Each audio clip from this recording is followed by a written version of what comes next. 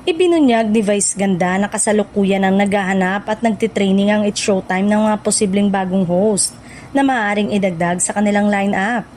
Ayon sa kanya, mahalagang makahanap ng mga personalidad na kayang magbigay ng buong oras at dedikasyon sa programa.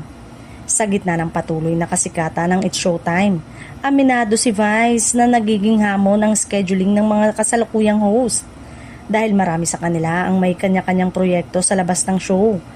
Hindi maiiwasan na may mga pagkakataong hindi sila kumpleto sa isang episode.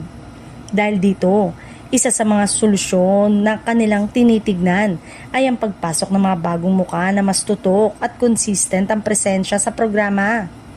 Layunin nitong masigurong tuloy-tuloy ang saya at energy na inaasahan ng madlang people araw-araw.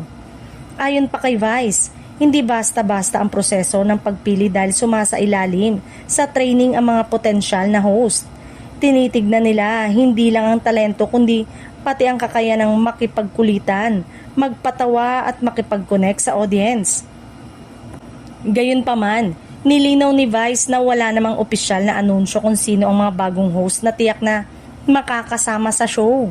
Hindi rin niya kinumpirma kung magkakaroon ba ng bawas sa kasalukuyang host, ngunit aminado siyang bukas sila sa pagbabago kung kinakailangan. Sa huli, iginiit ni Vice Ganda na ang lahat ng hakbang na ito ay ginagawa para sa ikabubuti ng It's Showtime. Ano man ang maging resulta, ang pangunahing layunin pa rin ay ang mapanatili ang saya, kalidad at solid na samahan na minahal ng mga manonood sa loob ng maraming taon.